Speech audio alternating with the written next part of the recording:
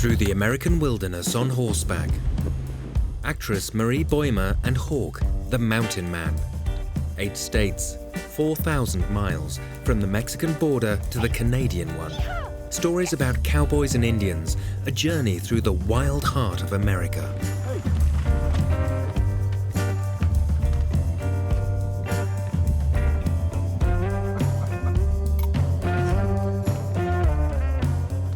The initial preparations, romantic, historical New Mexico, a ranch with significant traditions, and the simple life in the wilderness. The adventure begins.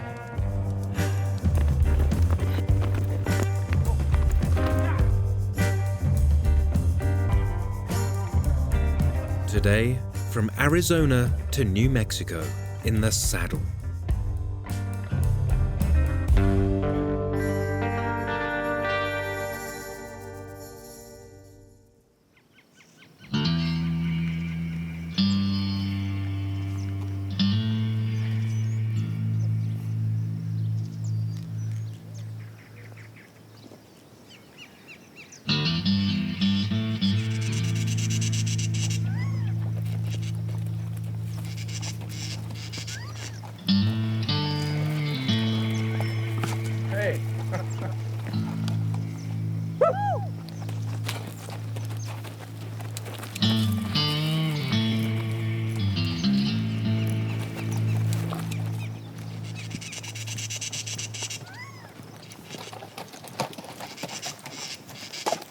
Wow. Hi. Hi. What are you doing out here? I was just looking around and waiting for somebody to come. Who? For you. For me? Well, let's go. You ready? Yes. A trail ride through the most beautiful parts of the American West, from the border of Mexico all the way up to Canada. Something that needs professional support, and that is Hawk. He doesn't have to make his dreams come true, he just lives them.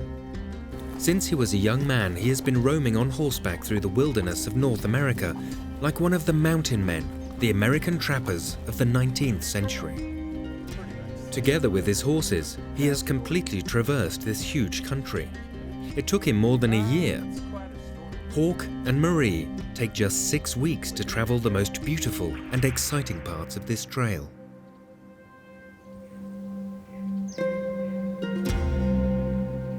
The adventure begins at the Miller Ranch in Arizona. There, the riders take enough time to prepare themselves for the trail ride. Hawk has brought a horse for Marie. She is excited to meet her future companions. Name is Mesa Loma. Mesa Loma. Meet That's Marie. a nice name. Hi. Hey, Mesa Loma. We got a long way to go. You'll have to mess around with him a little bit. See how you guys mesh together and stuff, but I think it'll work out. We got a long way to go. I think he'll carry you. My buddy. He's a good Hello. critter. To traverse the American wilderness, humans and animals should be well attuned to each other. To start a journey like this with a completely unknown horse is risky. The rider has to be able to rely on the horse, just as much as the horse needs to trust the rider. The horse is always a mirror image of the rider. If the person is unsure, so too is the animal. There isn't much time left to befriend Mesa.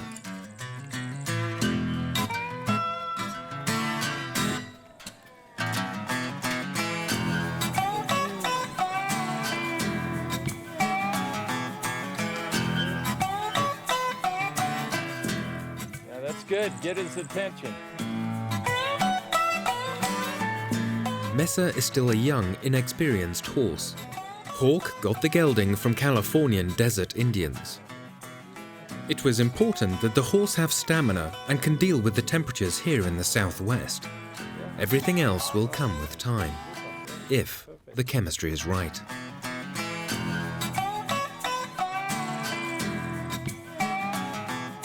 And when the chemistry is right, So, we will have a happy horse and a happy Marie. That's what we need.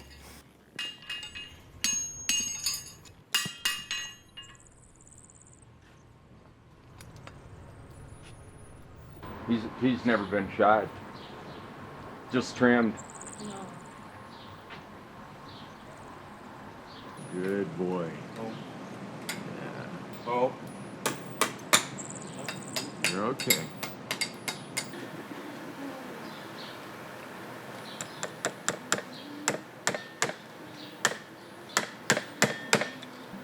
He's doing good, isn't he? Yeah.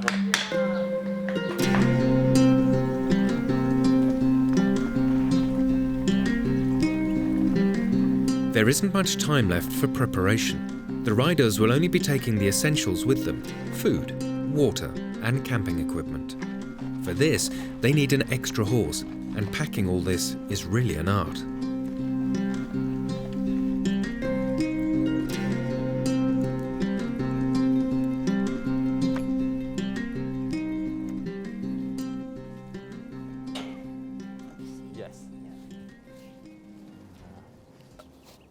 The guys I ride with and stuff, we kind of pride ourselves, you know, packing and getting it done correctly to where you don't have to adjust the saddle or lose a complete saddle on the trail and then have to stop and tie the horse. Everybody stops, and for half hour you got to repack and stuff. Yeah. So. And just hook over the sawbuck. Yeah, The whole just thing? like that, just like that. Great. Oh, that's simple. Yeah. I like it when it's simple. This is a buffalo robe. This is what I'd be sleeping under. Wow. So you just put that on top, and it kind of, you know, right in the middle. And everything's balanced. That's the main thing. If one side's heavier than the other side, then that's when you get a pack that starts rolling, and then it can pull the pack complete, the whole pack saddle over onto one side or the other and stuff. But this works good. Now, I traded for these at Rendezvous, but I have chased buffalo and shot them and ate them and We will do that? tan the hides. We might, but when you're on the trail, if you're not able to fix things, you're not going to go lost. very far. So, and just pull it all the way. Keep pulling until it's completely over there.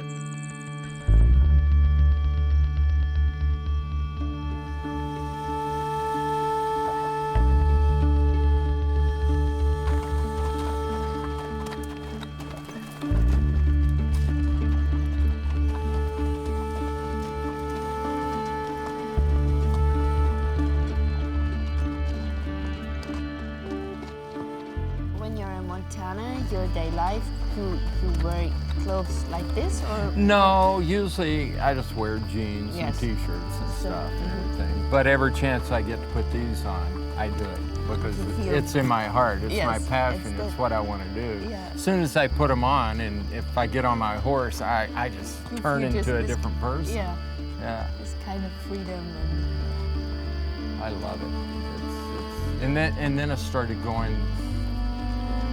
When I was growing up, I thought, I'm an oddball. You know, I'm weird. Nobody's like me.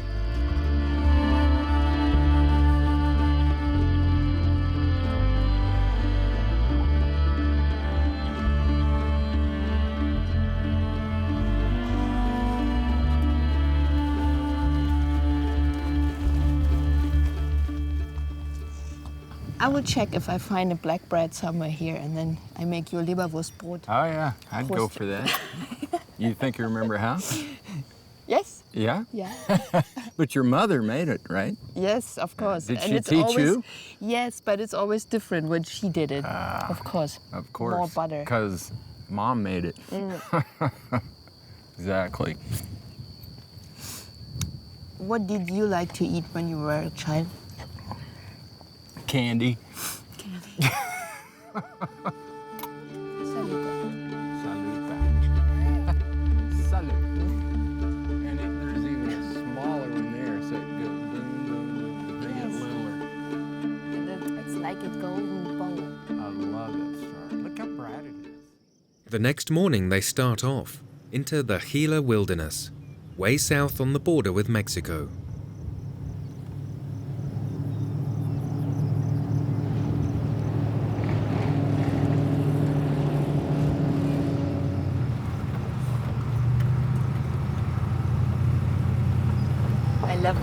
cactus.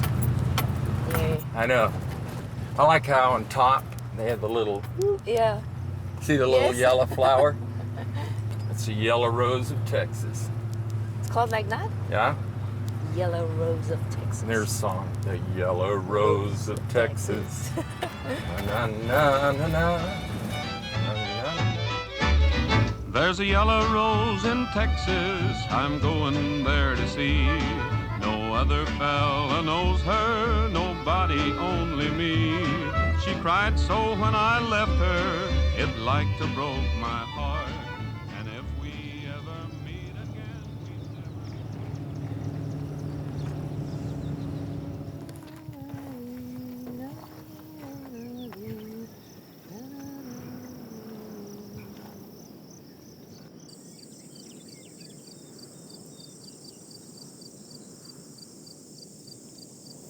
You know, I'm in the mood to put off my clothes completely when I see this here.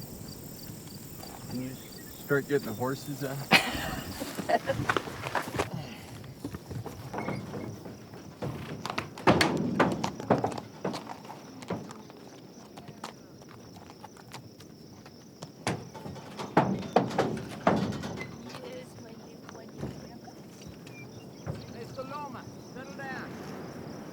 My clothes that I wear that are real. The other clothes are definitely not real. But these are what you live in when you're in nature and in the mountains, and especially on horseback. This brings me to life.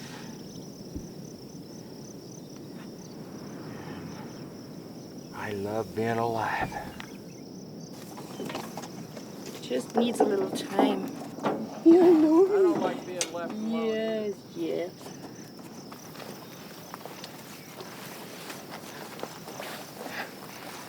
You ready? Yeah. Okay.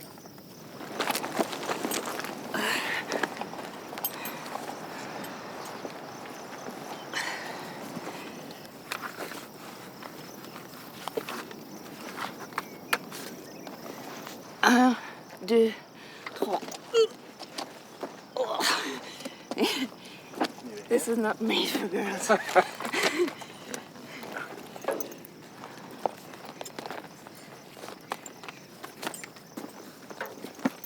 It's good.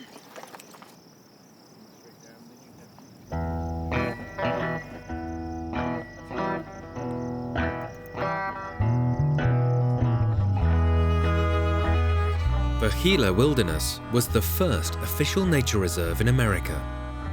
Hundreds of thousands of hectares of nothing but wilderness. No roads, no buildings, nothing. Cars and even mountain bikes are not allowed here. This wild beauty may only be seen on foot or on horseback.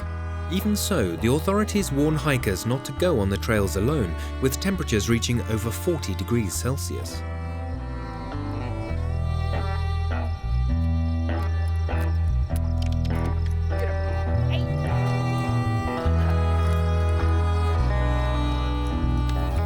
Water is extremely important for our two riders as well, and not only for the people, for the horses in particular too. You should find a source of water for them in a maximum of 3 hours.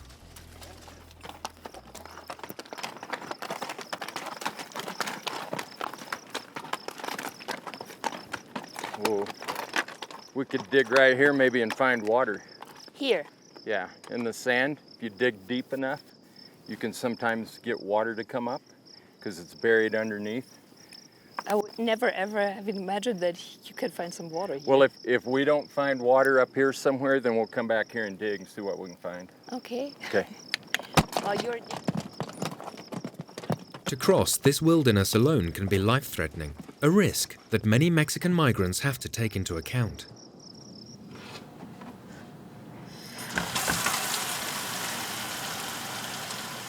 Maria Ochoa is a volunteer for the Samaritanos.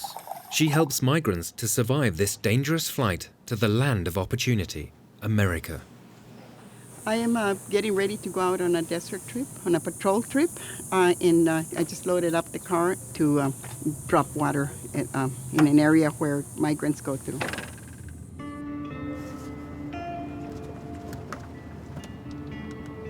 Every day, Maria Ochoa drives the strip of desert along the border. The migrants have to carry all their supplies with them when they cross the desert. Water for 3 or 4 days, impossible for most people. If they get sick or hurt, the group keeps going and that person stays behind. So now you're not only ill or hurt, but you're also by yourself with no idea of where you're at. You don't know where you're at. You don't know how to get to a safe place or how to find help. And that's where a lot of deaths occur because people getting hurt and lost in the desert without food or water.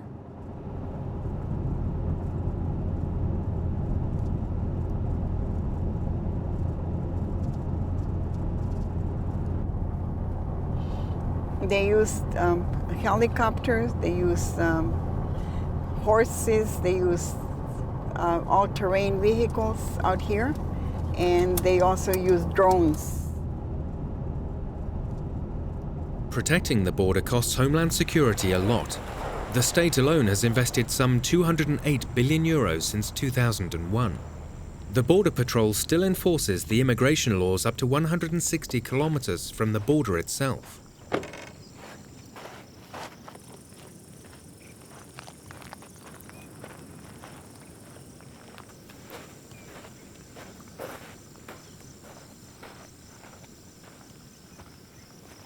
You're looking at a collection of black water jugs that are carried by migrants so that they don't reflect the light when they're walking through the night.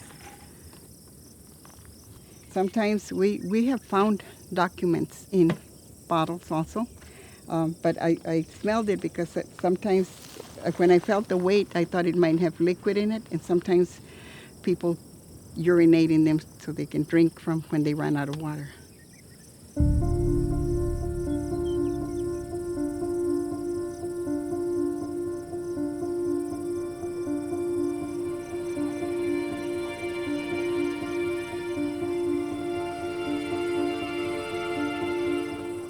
The desert is very deadly because of the dangers that are like rattlesnakes or heat exhaustion in the summer and the cold in the winter. So either time of the year that you come, you're in danger.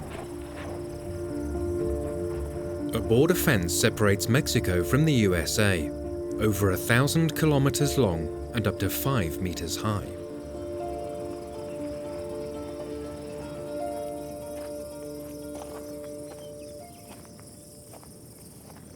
There was a young girl that had been picked up out here on the reservation and had been brought into the hospital, and we were visiting another patient there that day, and one of the nurses asked, could we talk to her? And her core temperature was 107. And they were trying to stabilize her and to lower her body temperature. And I visited her 2 nights in a row, and the 3rd day that I went back to see her, she had passed away. She hadn't made it.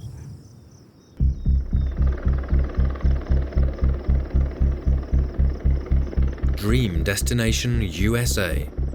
Many Mexicans have the same dream today that millions of Europeans did before. It's not difficult to understand. More than 1 million of them leave their homes every year to try and make it in the Promised Land. And more than 400 of them die of thirst in the American border region.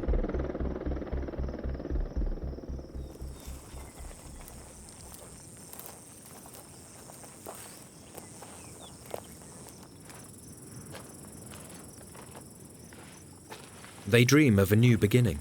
They dream of a new home for themselves and their families, of a secure future, without poverty, without violence.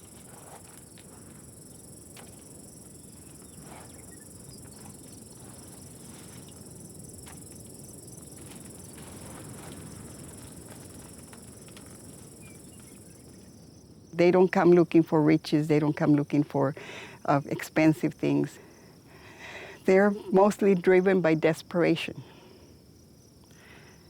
fear and desperation.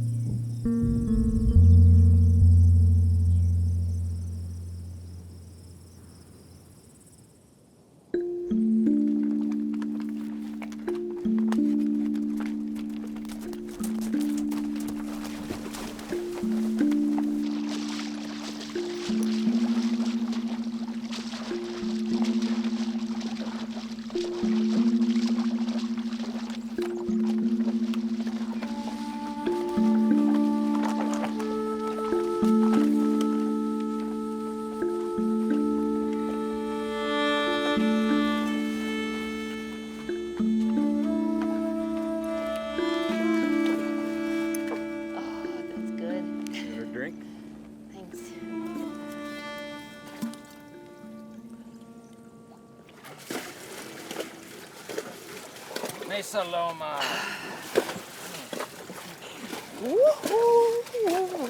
Now we have the drunken horses.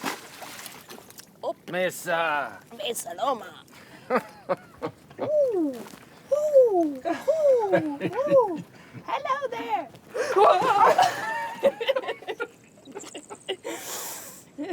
Am I gonna have to dive in and save you? I mean, it's not that deep. Yeah, come but on. I like saving pretty women.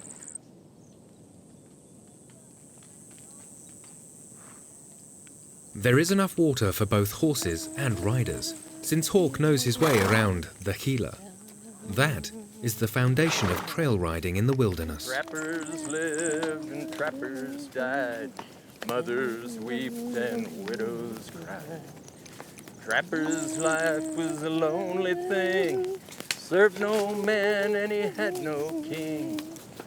Searched the streams and the rivers wide. Trapping beaver for their golden hide. Their life was free, they roamed the wind. For all of us are gonna live once again. Whoa, I wanna go back to another time. Oh,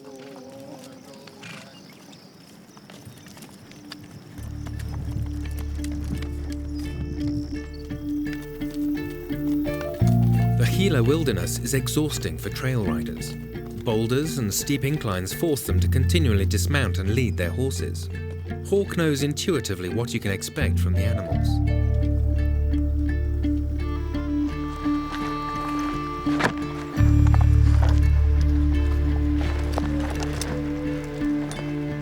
A good campsite must be found before dusk. Hawk has decided on a sheltered spot high in the mountains. Up there, it's slightly cooler at night.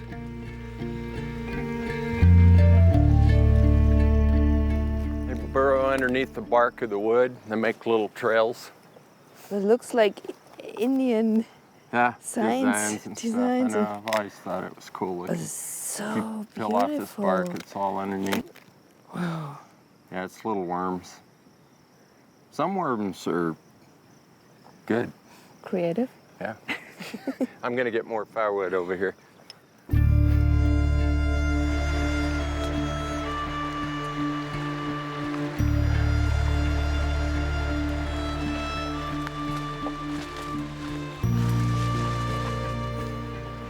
He's got a rope around his front foot there. Marie. Yeah.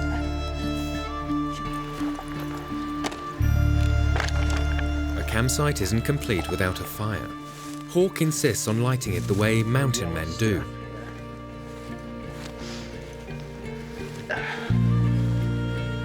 What you need? Grass, as dry as you can get it. A flintstone and graphite powder. And lots of blowing. I'm gonna have to get the other stuff out of the panniers.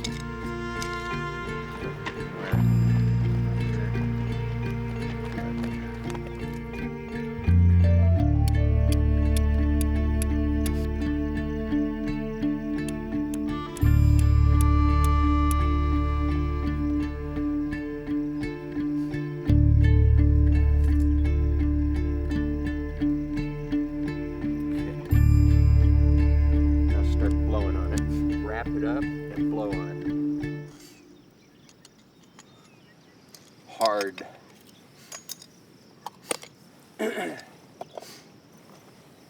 Just keep blowing.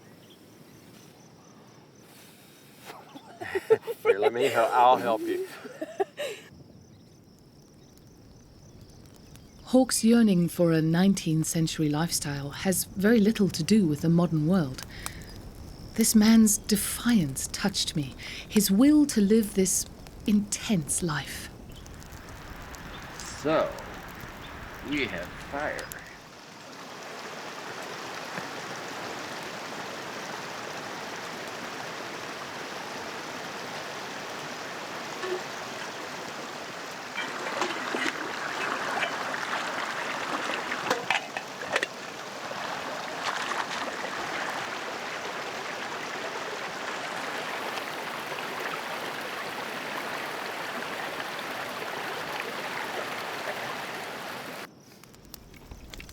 Kind of wrap it around several times. When riding a trail, you can only take the most essential foodstuffs.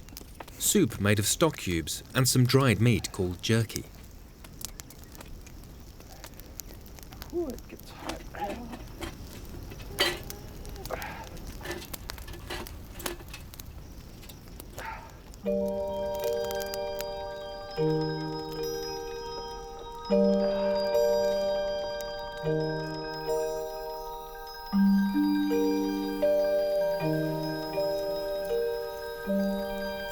Traveling on horseback through the American wilderness. It's unbelievable. It's my childhood dream come true.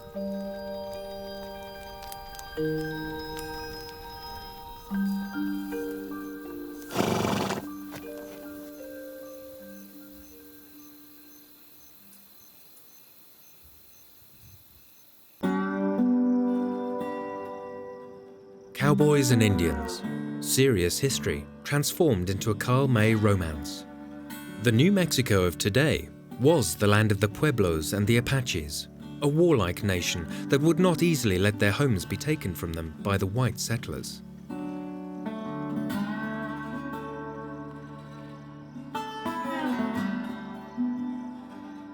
There were wars, much suffering on both sides. The Indians' relationship with the white man was, and still is, difficult. Most of their lands have been lost, but so far, not their identity. In the mountains around Santa Fe, the Indian artist Canupa Hanska Luga deals with the consequences of colonization. Life-size figures are created in his studio, inspired by the children's book Peter Pan. It tells the story of a young boy who doesn't want to grow up and lives on the imaginary island of Never Never Land. Never Never Land and the story of Peter Pan I see as a European viewpoint of America. The characters that exist there are the pirates, who I believe are a symbol of colonialism. There's the native population that exists there.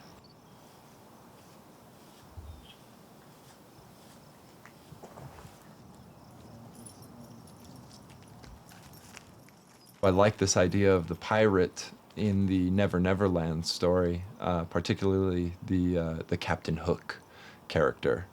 And the only thing that Captain Hook was afraid of was an alligator that had a clock inside of him, and it ticked, so he could hear it ticking. And I like this idea of these pirates as a symbol of colonialism and the ticking of time as a sequential part of how it's breaking down, how their system is falling apart.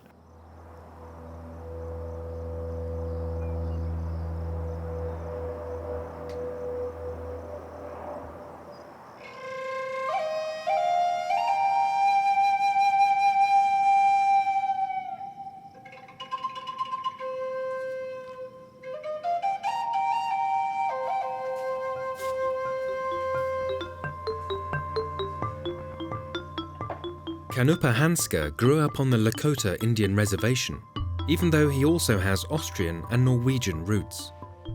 The meeting of these cultures has defined his work. He tackles subjects such as the real value of things, disposability, consumption and trivial overstimulation in the media age.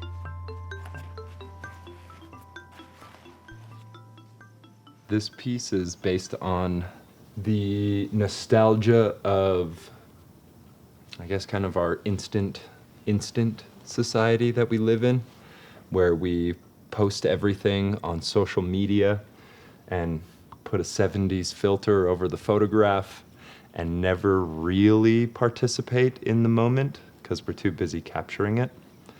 The idea here is that this is a deer that has been killed and wasn't harvested. It's going to rot, it's going to waste.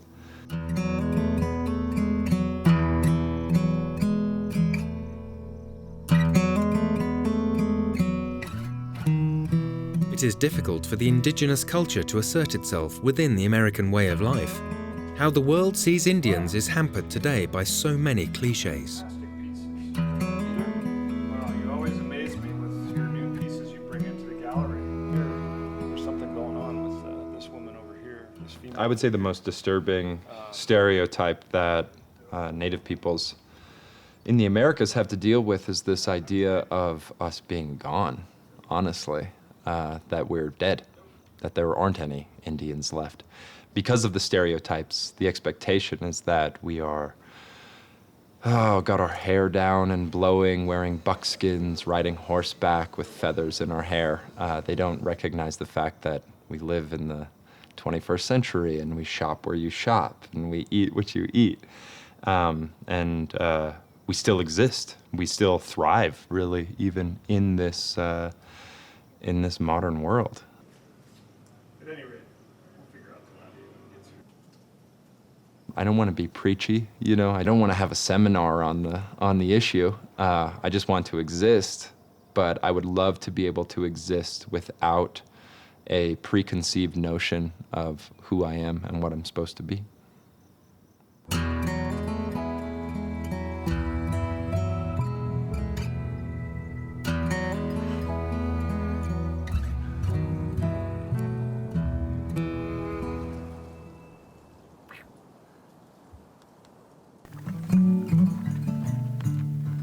New Mexico, Indians, European settlers, and today Mexican migrants. The constantly changing ethnic makeup of the region gives some perspective, despite all the difficulties. Some city populations have doubled in the last few years. In contrast to other prairie states, rural depopulation and aging are not problematic here. People here have to coexist. Hi.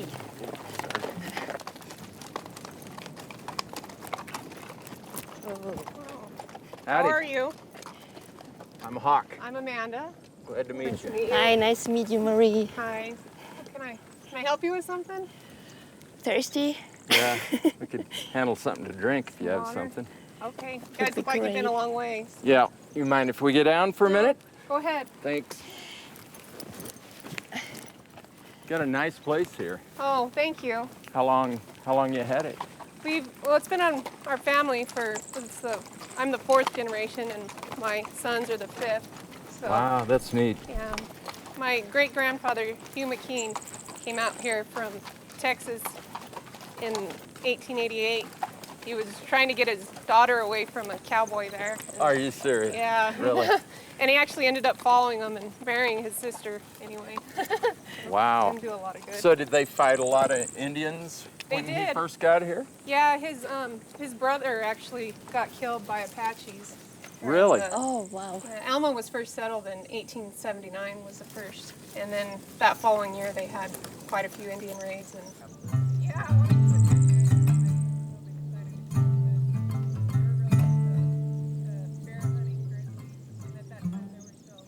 Butch Cassidy and the Sundance Kid actually worked here. They were for a here while. too? Really? Yeah, they did. I love that history. Yeah. We have a lot of people show up that kind of know that. That's the kind of stuff she's really, Oh, really? looking for Oh, and wanting to see. Well, that's great. This wall is actually one of the original walls that's left. Really? Yeah, it's one of the original structures from when Wilson and Stevenson first started this ranch. It's made out of adobe. the truth might be more boring than what we can come up with on our own. That's true. The Wild Bunch, then as now, were the stuff of legends. Butch Cassidy and the Sundance Kid robbed banks, ambushed mail trains, were surrounded by beautiful women, and were always one step ahead of the detectives. Here on the WS Ranch, they tried to go back to the righteous life, to no avail.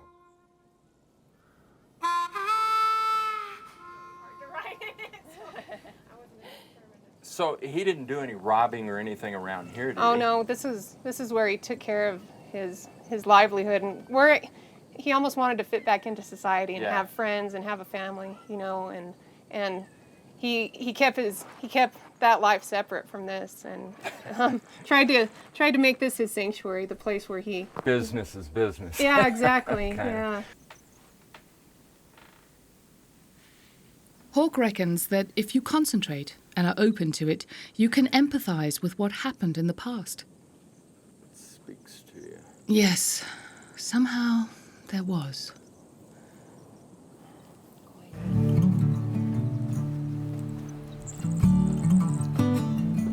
Still have this wound In this country, 127 years of history turns a family into one of the founding fathers. Everyone is from somewhere else. Nobody has always been here. Most people realize this. How many days did it Despite all the problems that the migration from Mexico brings with it, there is a lot of understanding for the Mexican refugees here today. Probably 5, maybe 6.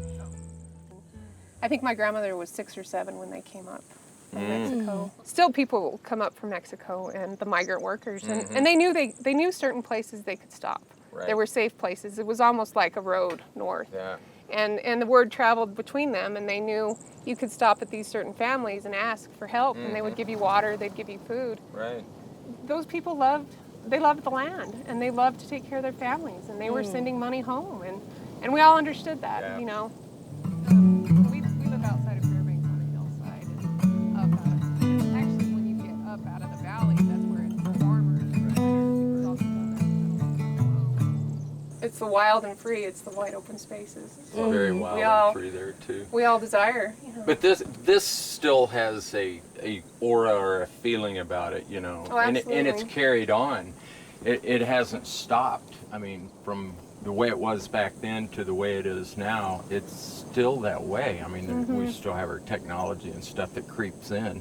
But I mean, the way everything looks here, it's Absolutely. very similar to what your grandfather would have seen, I'm sure. Yeah, the trees, the orchards, and it's a very calm way of life. They say New Mexico's the land of mañana. Right. And it drives my husband nuts because nobody's in a hurry. I mean, you always got tomorrow. That's what it's about. Mañana. Yes, I Yeah. know that from the south of France. You guys have a safe trip. Come back. Thanks. Thank you Bye. very much. Thank you. God bless.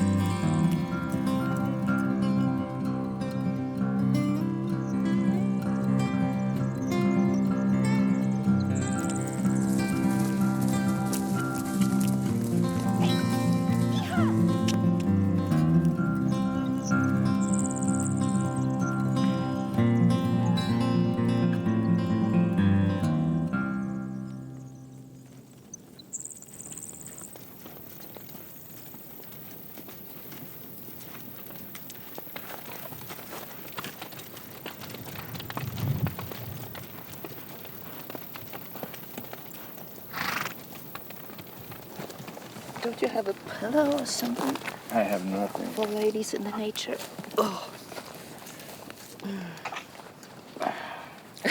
Look at this. Lift your Look head. at Cass. Look at Cass from this perspective.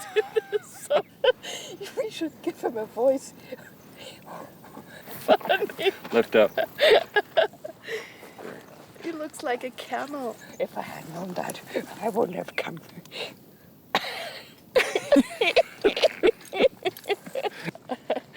Want to smoke your pipe? Don't bite it. Oh, he's so cute. Don't mess up with No, your he horse. doesn't want to do it. Stomp my feet.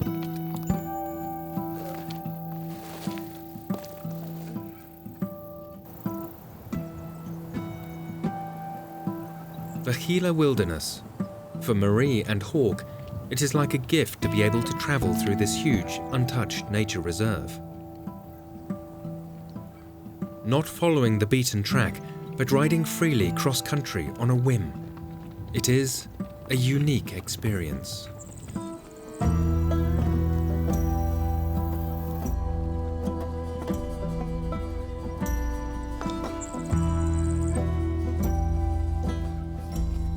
It's very spiritual. Yeah.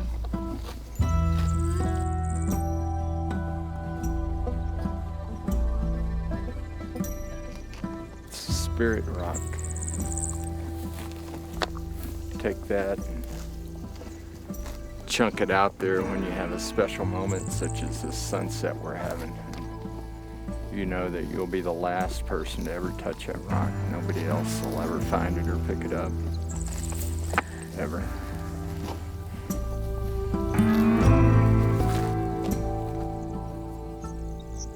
It's still magic, isn't it? Mm-hmm.